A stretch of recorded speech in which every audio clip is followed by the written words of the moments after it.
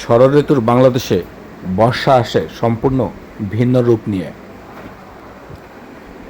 এই তো সেদিন ২৯ মে ভারী বর্ষণ এবং জোয়ারের পানির প্রভাবে বাংলাদেশের উপকূলীয় অঞ্চল পিরোজপুরের বিভিন্ন এলাকা পানির নিচে নিমজ্জিত হয়।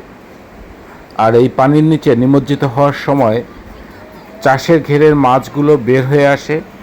এছাড়া ভারী বর্ষণের পরে যাদের উঁচু পুকুর ছিল সেখান থেকেও কিছু মাছ বের হয়ে আসে। আর এই মাছ শিকারের সময় কিশোর থেকে মধ্যবয়সী অনেকেই মাছ শিকারের জন্য যেখানে স্রোত চলাচল করে সেখানে এসে উপস্থিত হয়।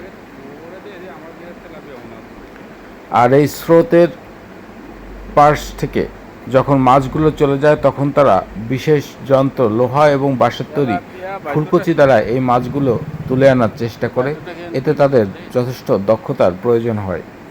আর এই মাছ ধরা দেখার জন্য বা মাছ শিকার দেখার জন্য রাস্তা থেকে যাওয়া অনেকেই এখানে দাঁড়িয়ে কিছু সময় মাছ দেখে।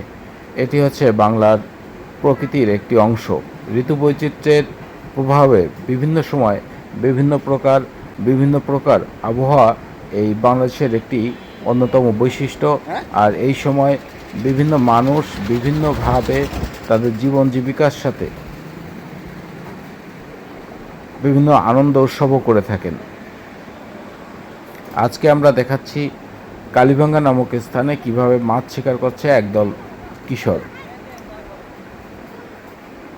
এখান থেকে কই, টাকি, জাপানি পুঁটি, মিরর কাপ, বিভিন্ন কার্পীয় মাছ চলাচল করে এবং সেখান থেকে ওত পেতে থাকা এই সমস্ত শিকারীরা সেই মাছগুলো অত্যন্ত ক্ষিপ্রতার সাথে ফুলকোচ দিয়ে কুপিয়ে মাছগুলো আহরণ করে থাকেন। মৃত্তিকা জীবন ও প্রকৃতি চ্যানেলে গ্রামের বিভিন্ন প্রকার ভিডিও আপনারা পেয়ে যাচ্ছেন।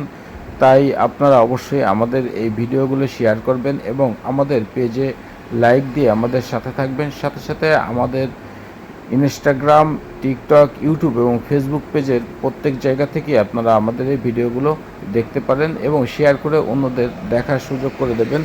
এই অনুরোধ রেখে আজকের পর্বে শেষ করছি। সবাই ভালো থাকবেন, সুস্থ থাকবেন।